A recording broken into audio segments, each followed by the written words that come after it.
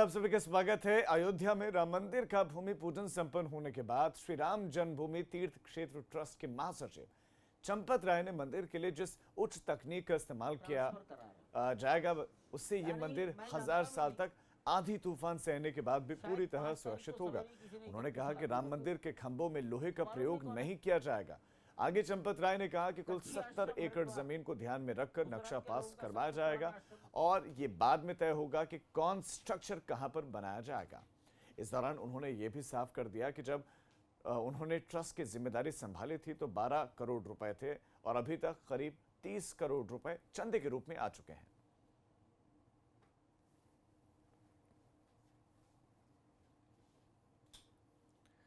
उत्तर प्रदेश में अब तैयारी 2022 की चल रही है और इस तैयारी का दांव लगाने के लिए अब ब्राह्मणों पर नजर गड़ाई जा रही है। अयोध्या में बीजेपी जहां भगवान राम के सहारे सत्ता में वापसी की राह देख रहे हैं, तो सपा ने अब परशुराम का सहारा लिया है ना दिलचस्प बात।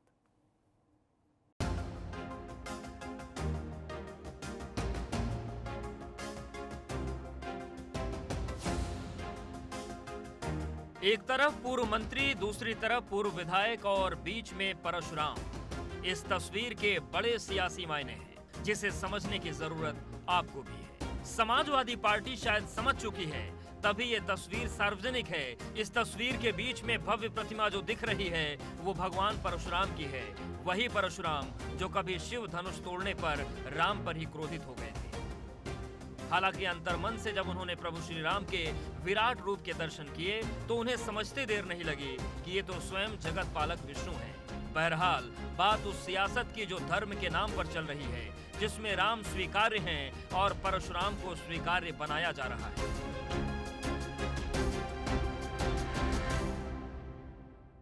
ये सच है कि अयोध्या में राम मंदिर भाजपा का मुद्दा रहा। कोर्ट के फैसले के बाद राम मंदिर बनाने का मौका उसके हाथ लग गया, लेकिन 2022 में सत्ता पाने की जुगत में लगी समाजवादी पार्टी अब परशुराम के बहाने ब्राह्मणों को साधना चाहती है और इसके लिए उसने 108 फीट ऊंची प्रतिमा लगाने की तैयारी की है।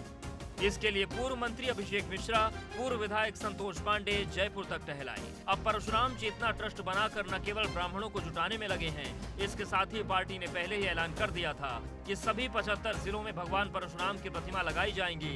यूपी की सबसे ऊंची और भव्य होगी परशुराम की प्रतिमा।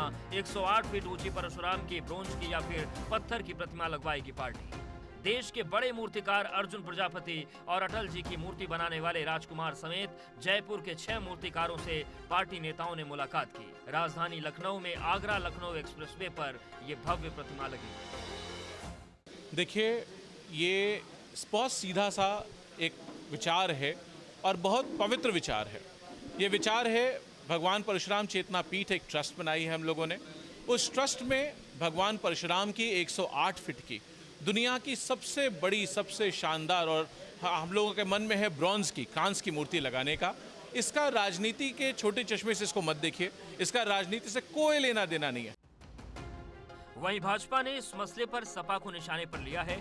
भाजपा का कहना है कि एक तरफ तो पार्टी मूर्ति लगवाने की बात कह रही है, दूसरी तरफ पार्टी के सांसद मस्जिद की बात कर रहे हैं। प्रभु परशुराम की मूर्ति लगाने के साथ साथ क्या उनके जीवन दर्शन, उनके जीवन चरित्र, उनके दिए गए संदेशों को, उनके सिद्धांतों को भी अपनाएगी समाजवादी पार्टी और श्री अखिलेश यादव? सतयुग से लेकर आज तक पितृभक्ति का ऐसा अनुपम उदाहरण, ऐसा अनुपम चरित्र और कहीं भी नहीं दिखाई पड़ता। अपने ही पिता को राष्ट्रीय अध्यक्ष के पद से हटाने वाले अखिलेश यादव उनसे कुछ शिक्षा लेंगे और माफी मांगेंगे श्री मुलायम सिंह यादव से।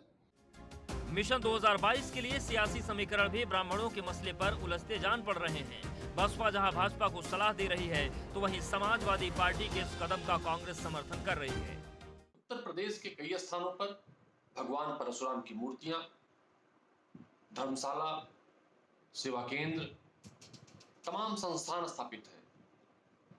समाजवादी पार्टी भी स्थापित कर रही है, इसका स्वागत होना चाहिए। लेकिन हर किसी को, चाहे कोई राजनीतिक पार्टी हो या कोई व्यक्ति हो, भगवान परशुराम, भगवान श्री राम के कहे शब्दों का भी अनुसरण करना चाहिए और अपनी पार्टी में क्या क्या शब्द महापुरुषों की मूर्तियों के लिए कहे गए हैं, उनका भी अनुसरण करना चाहिए। प्रदेश की सियासत राम और परशुराम के खांचे में बट रही है। किसको किसका फायदा मिलेगा ये तो वक्त बताएगा, लेकिन राम और परशुराम की ये सियासत ब्राह्मणों को रास आएगी या नहीं, ये देखना दिलचस्प है।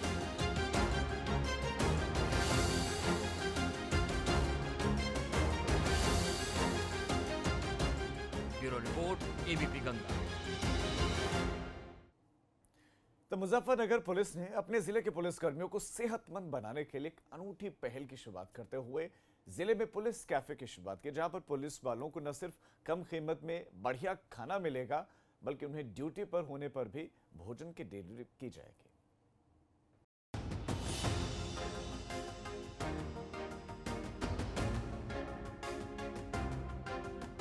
प्रदेश की कानून व्यवस्था को दुरुस्त रखने के लिए 24 घंटे लगातार ड्यूटी करने वाले पुलिसकर्मियों को सेहतमंद और पौष्टिक भोजन परोसने के लिए मुजफ्फरनगर पुलिस ने एक नई पहल करते हुए पुलिस कैफे की शुरुआत की है।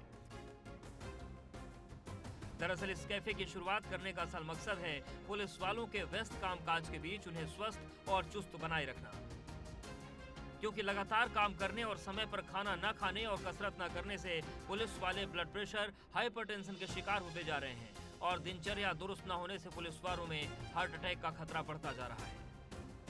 पुलिस वालों की ऐसे ही तमाम दिक्कतों को देखते हुए मुजफ्फरनगर पुलिस ने इस कैफे और फिटनेस सेंटर की शुरुआत की, जहां सभी पुलिसकर्मी न सिर्फ कम कीमत में पौष्टिक खाना और नाश्ता कर सकेंगे, बल्कि यहां से पुलिस वालों के लिए खाने की ऑन ड्यूटी डिलीवरी भी की जाएगी। पहली बार एक पुलिस कैफ़े मुजफ्फरनगर पुलिस में हम लोग खोल रहे हैं, जो बेसिकली हमारे पुलिसकर्मियों के लिए डेडिकेटेड है और केवल पुलिसकर्मियों के लिए ही है। आप जानते हैं कि पुलिसकर्मी 12 से 14 घंटे की ड्यूटी फील्ड में करते हैं और कई बार ऐसा होता है कि उनके पास मौका नहीं होता है कि वो मेस में या कहीं और आके खाना खा सकें, तो 6-6, 8-8, 10-10 घंटे के गैप हो जाते हैं जिसमें कुछ खा नहीं पाते हैं। तो ये कैफ़े खोला गया जिससे मुजफ्फरनगर पुलिस के जो पुलिस कर्मचारी हैं उनको हेल्दी खाना बहुत ही इकोनॉमिकल और क्या कहते हैं नॉमिनल रेट्स में मिल जाए, और उसके साथ साथ जो पुलिसकर्मी नहीं आ पाएंगे, ड्यूटी पॉइंट नहीं छोड़ पाएंगे, उनके लिए हमारे कैफ़े की तरफ से हमने फूड डिलीवरी की बाइक्स की व्यवस्था की है। मुजफ्फरनगर के पुलिस कैफे देश में पुलिसकर्मियों को सेहतमंद भोजन देने के लिए अपनी तरह का पहला कैफे है और इसके लिए मुजफ्फरनगर के एसएसपी अभिषेक यादव की जमकर तारीफ हो रही है। Bureau report, ABP Ganga.